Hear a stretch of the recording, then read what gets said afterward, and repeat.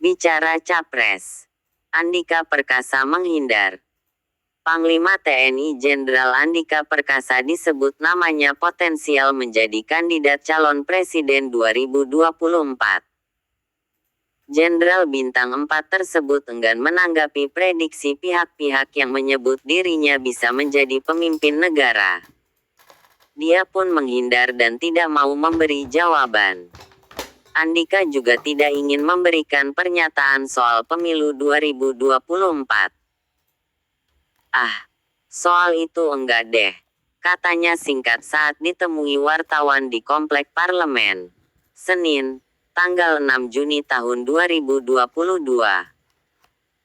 Sebelumnya, kelompok Beta Sigap Ambon Manise menggelar deklarasi dukungan terhadap Panglima TNI Andika Perkasa sebagai calon presiden.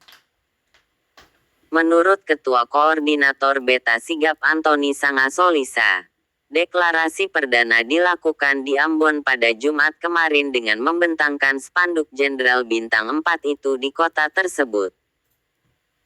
Untuk sementara ini hanya deklarasi saja di Ambon Manise, kata Antoni dalam keterangannya. Ahad, tanggal 27 Maret tahun 2022.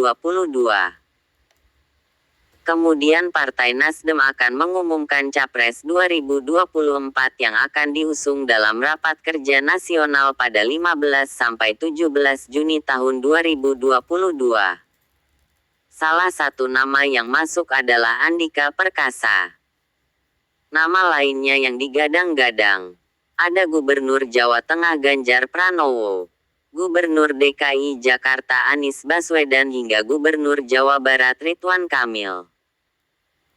Sejumlah pakar politik mengingatkan Panglima TNI Jenderal Andika Perkasa agar tidak melakukan manuver politik meski masuk radar bursa calon presiden untuk Partai Nasdem.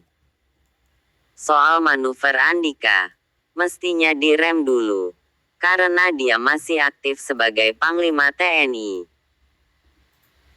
Jika sudah pensiun, silakan kesana kemari melakukan manuver politik, ujar pengamat politik dari Universitas Al-Azhar Indonesia Ujang Komarudin, Kamis, tanggal 26 Mei tahun 2022. Kunjungan Andika ke kantor pengurus besar Nahdlatul Ulama pada Senin, tanggal 23 Mei tahun 2022, juga dinilai bermuatan politis. Saat itu Andika hanya menjawab ingin mengetahui kegiatan PBNU dan apa yang sekiranya bisa dilakukan bersama TNI. Pengamat politik Universitas Paramadina Ahmad Khoirul Umam mengingatkan, bila Andika Perkasa ingin masuk ke dunia politik, maka dia perlu mengikuti langkah senior militer seperti Edi Sudrajat, Susilo Bambang Yudhoyono, hingga Prabowo Subianto. Sebab mereka membangun jalan politik lewat partai politik setelah berkhidmat pada TNI.